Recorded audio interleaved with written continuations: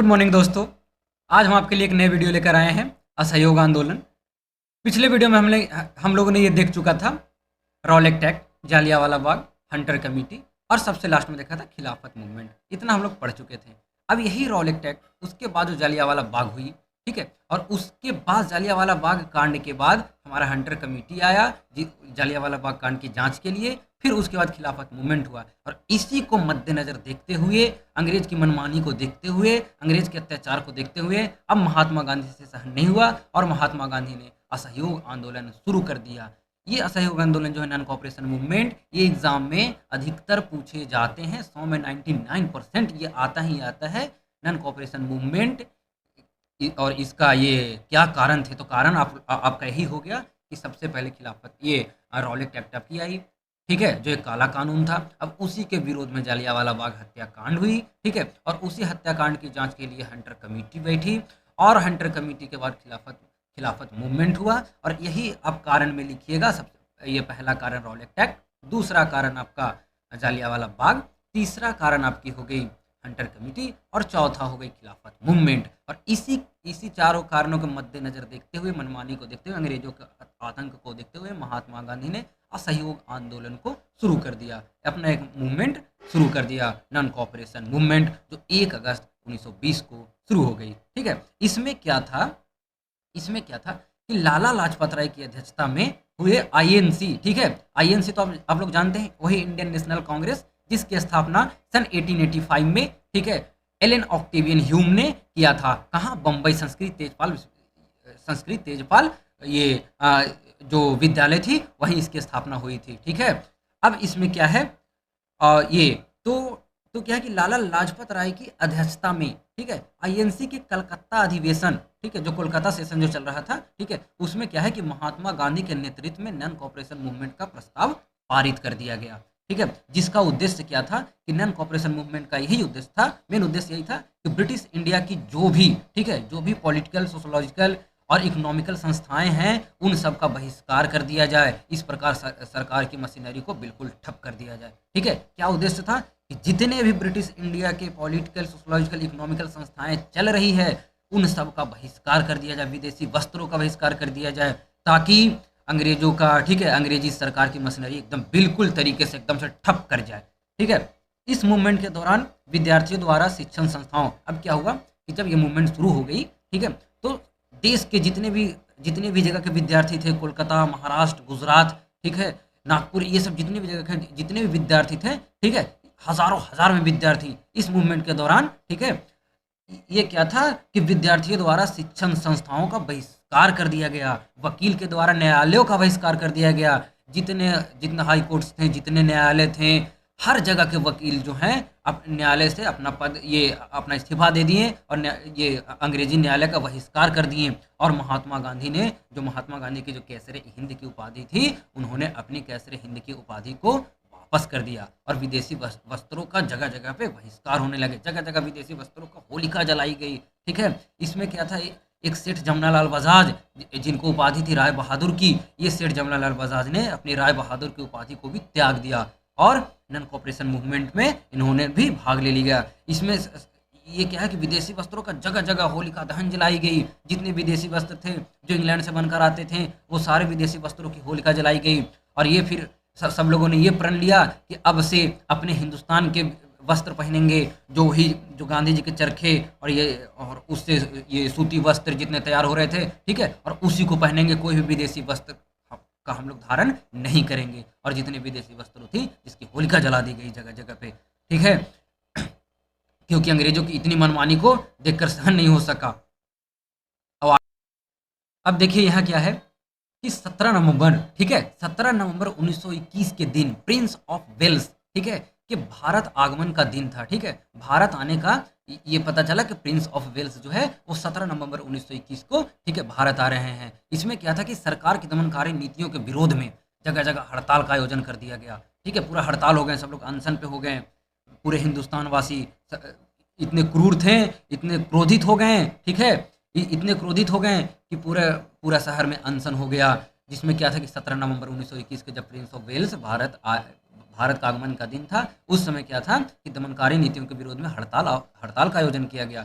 जब वेल्स, ठीक है, जब Wales Prince of Wales Mumbai पहुंचा, ठीक है, मुंबई पहुंचने पर उसने देखा कि जितनी भी सड़कें एकदम पूरा वीरान नजर आ रही है, सब उजाड़ नजर आ रही है, पूरा व्यवस्था पूरा एकदम चहल पहल एकदम गड़बड़ लग रही है। ठीक है, इसमें क्या था कि 3 फरवरी 1920 को, अब क्या हुआ कि 3 फरवरी, ये याद रखिएगा, अब ये पॉइंट जरूर याद रखिएगा, 3 फरवरी 1922 को, ठीक है, 3 फरवरी 1922 को क्या हुआ कि महात्मा गांधी ने वायसराय को एक पत्र लिखा, और उस पत्र में उन्होंने यह लिखा, उस पत्र में इन्होंने यह धमकी दी कि अगर एक हफ्ते के अंदर अंदर, ठीक है, अगर एक हफ्ते के अंदर अंदर ये ब्रिटिश सरकार की उत्पीड़नकारी अगर नीति बंद नहीं हुई, ठीक है, ये जितना मनमानी जो चल रहा है, ठीक है, और जितना ये क्रूर अत्याचार जो हम लोग पे किया जा रहा है, और जितनी सरकार की मनमानी चल रही है, अगर ये बंद नहीं हुई, अगर ये वापस नहीं लिया गया, तो हम लोग हमें अगला मूवमेंट क्या है कि शुरू करना पड़ जाएगा, मजबूर हो जाएंगे अगला मूवमेंट शुरू करने के लिए।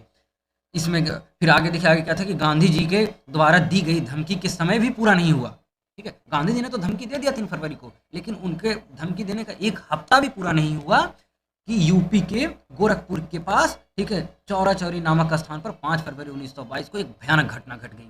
ये घटना क्या घटी कि हर जगह इसके हड़ताल हड़ताल चल रहे थे, अनशन किए जा रहे थे, ठीक है, जगह जगह पे पूरा अनशन पूरा हिंदुस्तान में फैला हुआ था। तो उसमें क्या था कि यूपी के गोरखपुर जिले के पास जो किसान का एक मंडली जा रहा था, जो किसान लोगों ने जो अनशन किए पड़ा था, ठीक है, और जो उन लोग का जो जुलूस निकला था किसान लोगों का, कहाँ, यूपी के गोरखपुर के किसानों का जो जुलूस निकला था, उसमें क्या है कि चौरा चौरी जो वहाँ पे जो गांव था गोरखपुर के पास, वहाँ पे एक थाना था, ठीक है, अब उस थाने के पास से जुलूस जा रही थी। अब जैसे ही वो जुलूस जा रही थी, किसानों की जुलूस जा रही थी, तो वहाँ पे क्या देखा कि थाने में जितने मतलब ये पुलिस अधिकारीगण थे और कांस्टेबल थे, सब लोग बाहर आकर के लाठीचार्ज कर दिए, और ये जुलूस को दबाने की कोशिश किए। लेकिन ये जुलूस इतनी इतनी आग पूरा किसानों के दिल में इतनी आग भड़क चुकी थी, इतनी आग भड़क चुकी थी, इतने क्रोधित थे कि उसमें क्या किए कि वो लोग पुलिस वाले को देखे नहीं,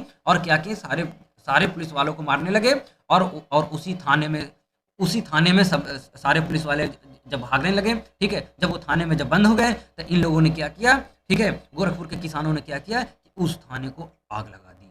अब जैसे ही उस थाने को आग लगाई, जिस कारण क्या है कि 22 पुलिसकर्मी जिंदे जल के मर गए, जिसमें एक थानेदार था और 21 वहाँ का कांस्टेबल था। और ये 22 लोग जब मरे, ठीक है, ये इतनी भयानक घटना हो गई कि जब ये महात्मा गांधी को पता चला, अब ये क्या हुआ कि महात्मा गांधी को पता चल गया कि अरे भाई ये तो बहुत बहुत गड़बड़ हो गया, ठीक है, हम कहाँ ये चाह रहे थे कि बगैर मार काट के ये सब निकल जाए, और ये हर जगह इन लोगों ने मतलब ये ऐसी भयानक घटना कर दी। इसके लिए महात्मा गांधी को बहुत ही दुख पहुंचा, बहुत ही दुख पहुंचा। वो नहीं चाहते थे कि शोर शराबा और हंगामा हो, ठीक है, वो नहीं चाहते थे ये सब। इसलिए उन्होंने क्या किया, जिसके कारण क्या किया कि महात्मा गांधी ने इस मूवमेंट को 12 फरवरी 1922 को, जो नन कॉपरेशन मूवमेंट था, उसको वापस ले लिया। जैसे ही उन्होंने वापस ले लिया, फिर उसके बाद क्या होता है कि 10 मार्च 1922 को गांधी जी को गिरफ्तार कर लिया जाता है और 6 वर्ष की सजा सुना दी जाती है। लेकिन गांधी जी का स्वास्थ्य ठीक नहीं होने के कारण, बीमार होने के कारण, इनको 5 फरवरी सन 1924 ईस्वी में इनको रिहा कर दिया जाता है। 2 ही साल में, ज़्यादा दिन नहीं रखा जाता है क्योंकि इनकी तबीयत बहुत गड़बड़ा जाती है। ठीक है, ये हमारा था नन कॉपरेशन मूवमेंट। अब इसके बाद अगले वीडियो में हम देखेंगे कि चौरी चौरा कांड, एक अच्छे तरीके से पढ़ेंगे कि चौरी चौरा कांड में क्या हुआ, क्या था, क्या नहीं था। ठीक है, एक बार हम इसको फिर से एक बार समझ लेते हैं।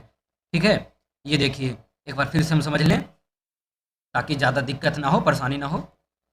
देखिए, एक बार हम फिर से समझ लेते हैं। ठीक है, जो हमारा 1919 ईस्वी में जो 18 मार्च 1919 को रॉलेट एक्ट लागू हुआ था, उसके विरुद्ध में जालियांवाला बाग में जो हत्याकांड हुई थी, जिसके बाद एक हंटर कमेटी बैठाई गई और उसके जांच के लिए फिर क्या हुआ कि फिर बाद में खिलाफत मूवमेंट हुआ। और इसमें जितने अंग्रेज का जो मनमानी चल रहा था, उसको मद्देनजर देखते हुए, जो अंग्रेज जिस तरीके से अंग्रेज भारतीयों पर अत्याचार कर रहे थे, जिसी को मद्देनजर देखते हुए महात्मा गांधी ने क्या किया कि असहयोग आंदोलन शुरू करने का अपने दिमाग में निर्णय ले लिया। और वही लाला लाजपत राय की अध्यक्षता में जो आईएनसी का जो अधिवेशन हुआ था, जो कोलकाता का अधिवेशन था, ठीक है, 1920 ईस्वी में जो 1920 का, ठीक है, कोलकाता अधिवेशन हुआ था, उसमें महात्मा गांधी के नेतृत्व में नॉन कॉपरेशन मूवमेंट का प्रस्ताव को पारित कर दिया गया, जिसका मेन उद्देश्य था कि ब्रिटिश सरकार के जितने भी पॉलिटिकल हैं, ठीक है, ये सोशोलॉजिकल हैं